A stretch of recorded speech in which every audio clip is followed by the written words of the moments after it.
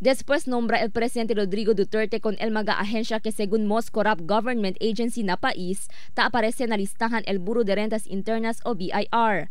En conexión con este plano ahora del nuevo administración para principia con el lifestyle check entre mga opisyales hasta na mga empleyado del BIR. Na entrevista del Newsteam con el uno del mga opisyal del BIR na syudad, el Assistant Revenue District Officer Fabian Francisco, ta suporta según él y el ahensya con el plano lifestyle check con todo opisyales y empleado del BIR. Antes pa man según sinta na puesto si Duterte, ta conducía chequeada mga opisyales del ahensya con cada opisyal y empleado del BIR. Hindi na según sila nuevo en este klase de policía, ita suporta sila abertya ni el transparency. Ever since Mangasay, we are transparent man kami diamond office. Ever since time dita Kim Henares, Kim Henares started as a gani lifestyle check. Until such time gani clinical kanato niya suspend los demás, they were asked to explain up as to how they get their worth gani manada siya ase. So it is not new to us. It is always being done to us by the personal inquiry divisions of the national office. Pati akal chene tamin kaya de kwantamin kanaton tan lifestyle check tamin kanaton Department of Finance. So we have undergone that time of upon assumptions of Benigno Aquino, the last president, Benigno Aquino. Now, the incoming president is also trying to do that, so we are welcoming it. It is best for us na para man kay pantamin bueno tamin man sa to.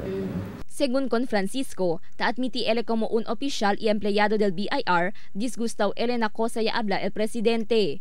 Que según uno el di la ahensya na most corrupt government agency na país. Aunque hindi todo opisyal del BIR el corrupt, pero ta refleja según este con todo empleado bajo na BIR. Talia según ahora el mal imahe y percepción del público acerca na di ila ahensya. Among mga perceptions gani ever since kay mga bin corrupt gayot este three agencies of the government, este Bureau of Customs, Bureau of Internal Revenue, pati LTO. So kay kami gayod, we are the forefront akagat na on the collection of taxes for the national government. So we are aware na syempre when you collect taxes, esitamin ay mga hente nukira si paga. So when they do not want to pay, so they will pikura sila asi contigo malo, abla ko sa kasi na datan office, but we are trying our very best gani pikura kita gani akal within a level ko sa mandate dal datan opisina amo lang kita taas pero sad to say amo gani kay ever since gayod el perceptions del public kay el most corrupt agencies, these are the three agencies. But I don't know.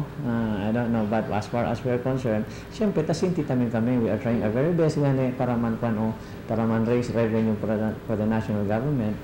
You've seen that kay di amon every year collections tan increase gani.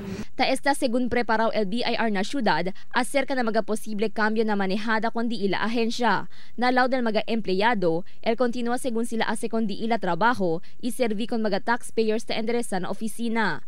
Na lifestyle check el conduci el nuevo administrasyon, el man monitor y chequea con el mga propiedad y riqueza del mga opisyales y empleyado. Incluido también na lifestyle check el número y klase de mga pribado vehikulo ta usa mga opisyal y empleyado. Crisel Almonia, Dateline Zamboanga.